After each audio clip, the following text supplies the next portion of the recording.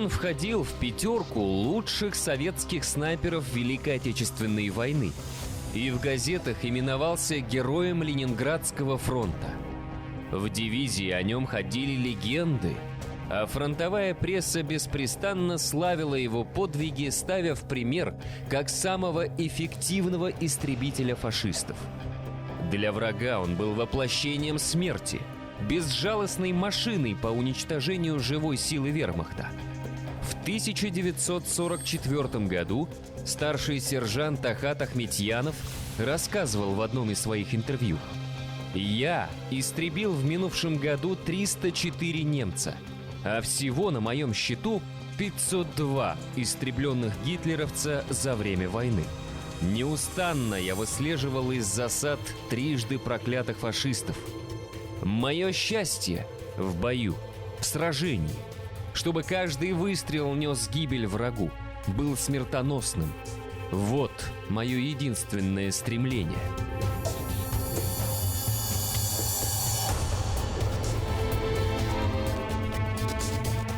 Его жизнь оставила много вопросов. На фронте он был живой легендой, но в позднесоветское время его имя подзабылось.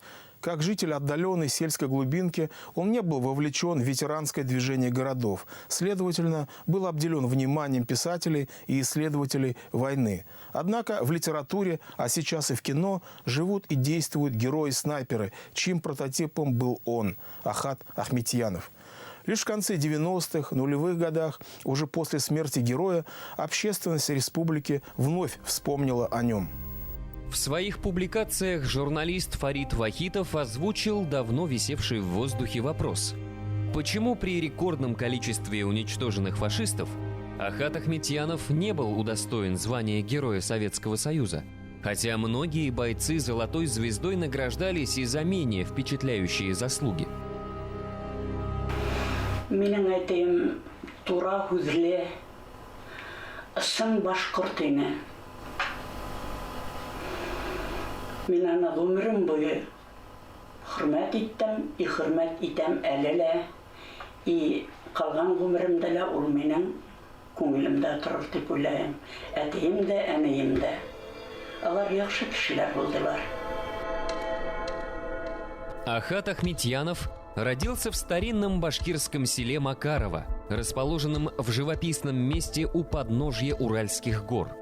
Макар ауылының тарихы 17-ші буаттың адақларында уже билдәле була. Макар ауылы турасында һәм бұрынғы фарсы телендә Макар ул төп урын дигән аңлаткан. Кышра үсенүтә бұл урын бик уңайлы.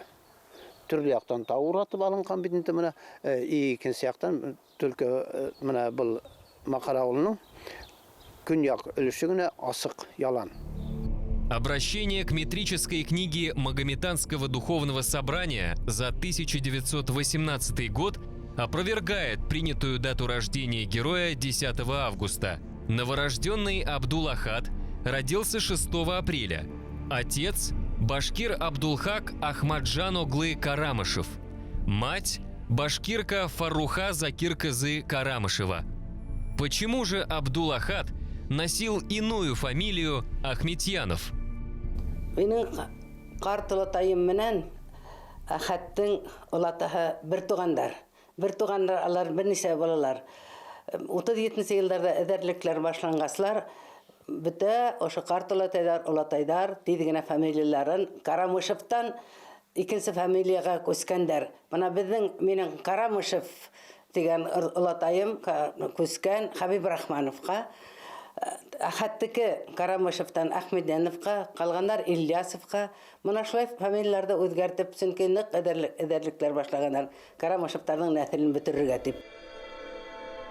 Карамышевы – известная фамилия участников башкирского национального движения начала 20 века. Наиболее выдающейся фигурой был ротмистр Амир Карамышев, организатор первых вооруженных формирований молодой Башкирской республики, ставших ядром башкирского корпуса народной армии Комуч, который сражался на стороне антибольшевистского лагеря.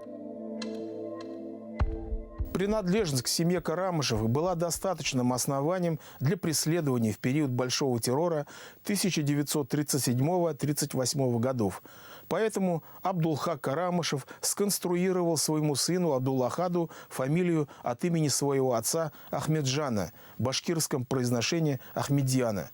Так и возникла фамилия Ахметьянов. Мусульманское имя Абдуллахад, то есть раб единого, а единый – это эпитет Аллаха, было в официальных документах сокращено до короткого, как выстрел, Ахад. Но в своей метрической записи о рождении он навсегда остался каноническим Абдуллахадом. По окончании Макаровской 7-летней школы он поступил в Серменевское башкирское педучилище. Затем поступил в Одесский химико-технологический институт, 3 курса которого успел закончить к началу войны. В августе 1937 года пришла страшная весть об аресте отца по надуманному обвинению в шпионаже и участии в контрреволюционном движении. Очевидно, причиной ареста послужила неудобная фамилия. Училищеде оқыған сағында іштен соң ішлеп, ақша жайып алған велосипедіне отырып, туғандар белән һөйләшеп, ул Уфага китә. Ошо велосипед белән. Ул анда барып, кассационный жалоба береп, белмәем, минең әтием дә бик грамотный булгандыр инде, олатаемды ла ысын күңеле белән яраткандыр. Был 38 ел, 39 ел олатайым реабилитироваться итеп кайта. Летом 1938 года Ахат Ахметьянов призывается в армию. Осенью того же года он уже сражается на передовой советско-финляндской войны, но еще не как снайпер, а обычный пехотинец. Едва заканчивается финская кампания, начинается Великая Отечественная война. Ахат Ахметьянов воюет на Калининском фронте, защищает Москву.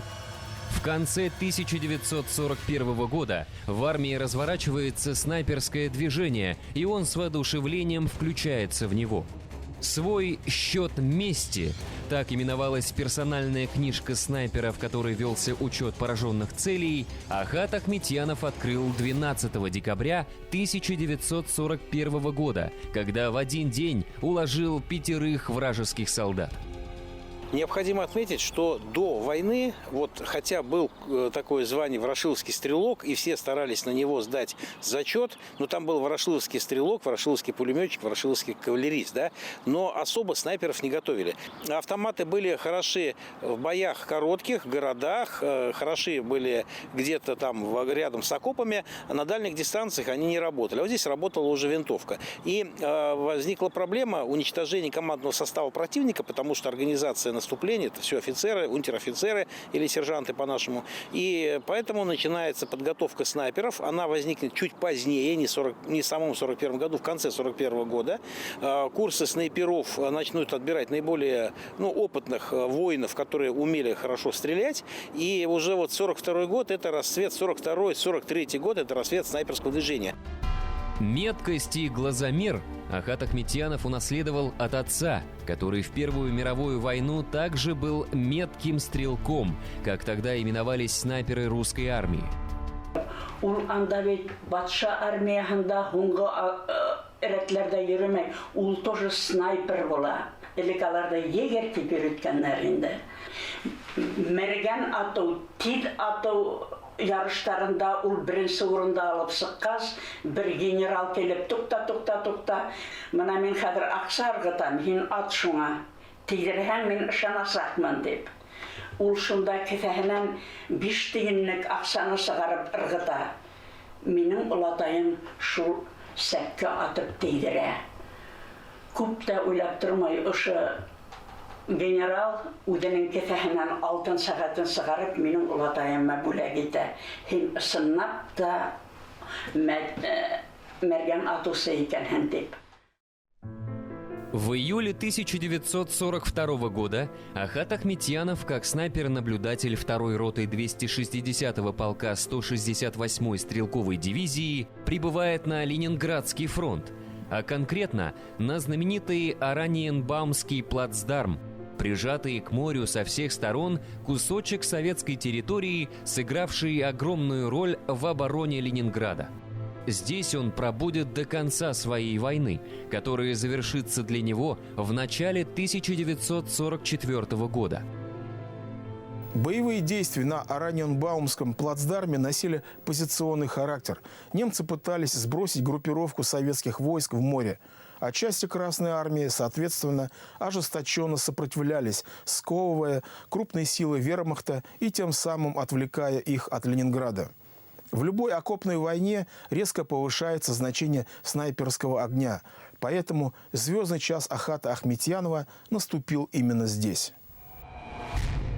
На Ораниенбаумский плацдарм Ахат Ахметьянов прибыл опытным снайпером, на счету которого уже числилось несколько десятков фашистов. Его сразу замечает фронтовая пресса.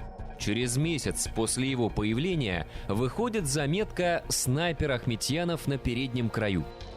Знатный снайпер нашей части, товарищ Ахметьянов, с честью выполняет свои предоктябрьские социалистические обязательства. Выйдя на передний край, он сразу же увеличил свой истребительский счет до 99, уничтожив за 2 дня 8 фашистов.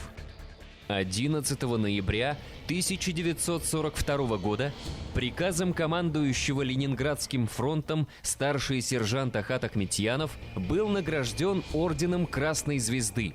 Снайпердің да өзінің блокноты бола бетеді, мына көрсетіп кетем, счет мести Ахата Ахметьянова. Мында ол өзінің қайсан, көпме неміслерді өтіргенін тіркеп бара. Ана просто тіркеу генә түгел, аны тикшерәләр. Башкортчалап әйткән сакта һелкә өстә һелкеп, иләктән иләнгәндән һуң гына монда киретелә ул. Монда уйлап сыгарылган алдат бер һүз дә юк. Ул көн һайын охотага һунарга чыгып, һунарга дигәнне үз аңлайһыгыз инде. Көн һайын 2-3 теге кешегә охшаган хайваннардан башына итеп кайта торган ине. Действительно, Ахат Ахметьянов воевал, словно охотился. Только объектом охоты была не безобидная дичь, а матерые волки, поработившие большую часть Европы. Он давно научился гасить волнение и вспышки гнева, когда сквозь оптический прицел видел свою цель. Оценивал, стоит ли она выстрела и, следовательно, демаскировки позиции, на подготовку которой порой уходило много дней. Он был абсолютно хладнокровен и расчетлив. Именно эти качества позволяли ему разыгрывать многоходовые комбинации по выманиванию вражеских солдат под убийственный огонь своей верной фронтовой подруги снайперской винтовки. Недалеко от твоей позиции выстави чучело. Протяни веревку к близлежащим кустам и время от времени шевели их. Делился он своими хитростями на страницах фронтовой газеты. Немец не вытерпит, выглянет или выстрелит. Вот тогда бей его. Сошьете из мешков куклы, как показано, по шаблону. Нарядите их в форму.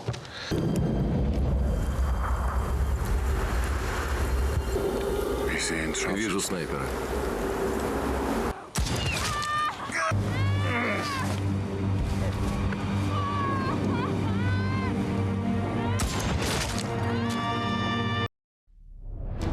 «26 декабря 1943 года в Центральном органе Народного комиссариата обороны СССР, то есть в главной военной газете, вышла статья «Поединок снайперов».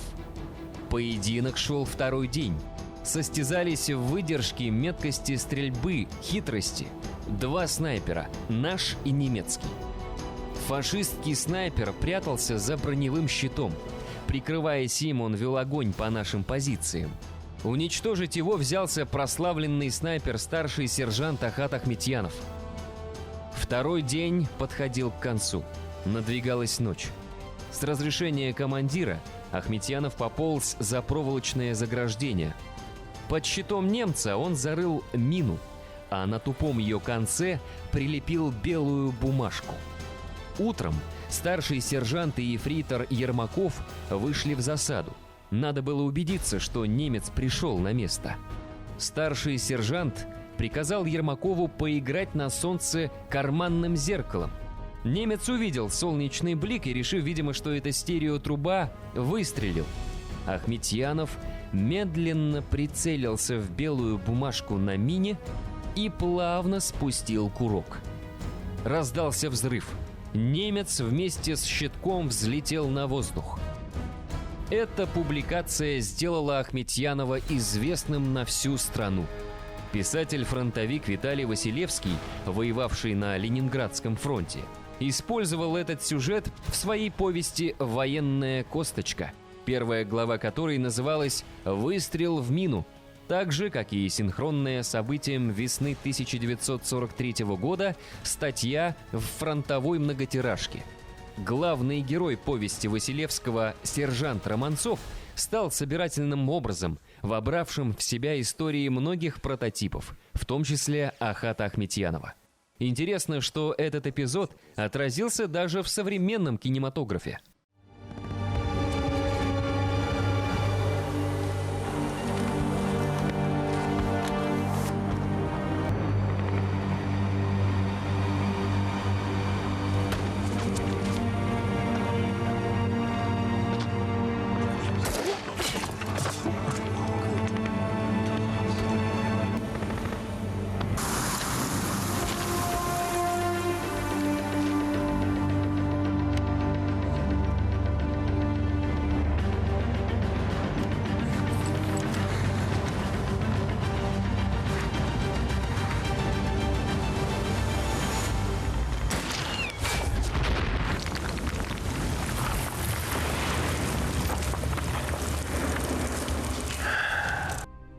В 1943 году счет мести Ахата Ахметьянова рос особенно быстро. Герой нашего фронта, старший сержант Ахат Ахметьянов, искусный снайпер.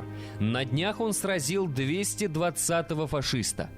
Отважный сын якутского народа, да-да, именно так и написано, якутского народа, Ахат Ахметьянов не только хороший снайпер, но и отличный инструктор. Ошибка, затем долго кочевавшая по страницам прессы, была обязана своим появлением писателю, поэту и журналисту Илье Эренбургу, который в своей статье «Друзьям-балтийцам» умудрился перепутать названия двух народов.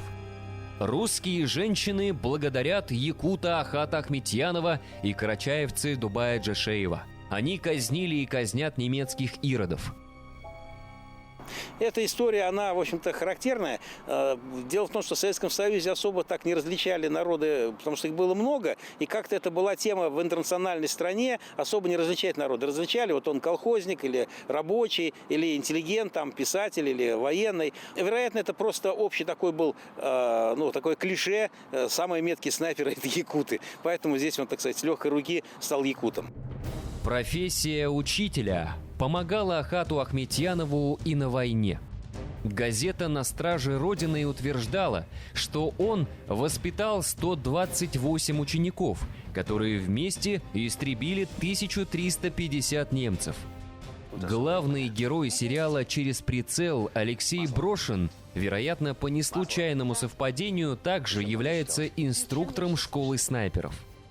Этот образ, эта история очень важна для подрастающего поколения. И написал сначала рассказ, потом киносценарий, потом пьесу и даже вот повесть написал, они опубликованы. И мой киносценарий даже победил 2 года назад в Москве на всероссийском конкурсе, посвященном сценариям о Великой Отечественной войне. Тем не менее, фильм об Ахате Ахметьянове не снят. Раз так, детали биографии героя используются кинематографистами для своих вымышленных киногероев. Я этот эпизод о поединке снайпера Ахата Ахметьянова с немецким снайпером читал, и сценарий он у меня тоже вошел. И, конечно же, в газетах не был обделен и во время войны такой прославленный снайпер, как Ахат Ахметьянов. И о нем были написаны. Но вот целостной истории еще не было создано о нем отдельной. Они истребили 1000 немцев. 7 снайперов одного подразделения уничтожили 1000 немецких солдат и офицеров. Но больше всех Ахметьянов, уничтоживший 293 немца. Боевые друзья Резниченко и Ахметьянов уничтожили 579 гитлеровцев. В этом очерке впервые появляется знаменитая фотография Ахата Абдулхаковича. Ленинградский фронт. Отважный сын якутского народа, снайпер-орденоносец, старший сержант Ахат Ахметьянов истребил 365 гитлеровцев. Газета «Боевое знамя», 29 сентября 1943 года. Герой нашего фронта Ахат Ахметьянов, истребивший 380 гитлеровцев. Приказом командующего войсками Приморской оперативной группы генерал-майора Останина от 26 сентября 1943 года он был награжден Орденом Отечественной войны второй степени. Газеты едва ли не ежедневно сообщали о все новых и новых успешных реализациях Ахата Ахметьянова. Словно речь шла о сборе урожая или количестве добытого угля. Газеты ставили его в пример, возбуждая в бойцах древний инстинкт охотников за головами. «Сегодня ты убил одного немца? Мало. Убил 2 – хорошо. Но ищи 3-го и бей гитлеровскую сволочь». Пропаганда того времени, внедрявшая в сознание бойцов соревновательность в уничтожении вражеских солдат по типу стахановского движения, современным людям может показаться примитивно кровожадной. Но они не жили в те времена, не видели зверств, совершенных врагом. Им неизвестно ощущение соучастия в экзистенциальной битве добра и вселенского зла. Свое солдатское счастье Ахат Ахметьянов видел именно в возможности сражаться на стороне добра. В этом он видел смысл своей жизни и свое предназначение. 17 января 1944 года спецкор ТАСС сообщил, что Ахат Ахметьянов истребил 502 немца. На этой цифре его счет мести был закончен. В одном из боев он был тяжело ранен. До снятия блокады Ленинграда оставалось несколько дней. Лежа в госпитале, он говорил в интервью газете: «Придет час, ленинградские полки перейдут во всесокрушающее наступление и беспощадно разгромят немцев. Это будет торжеством непобедимого Ленинграда».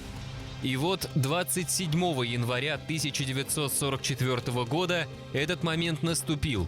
Войска Ленинградского фронта перешли в наступление и прорвали многомесячную блокаду.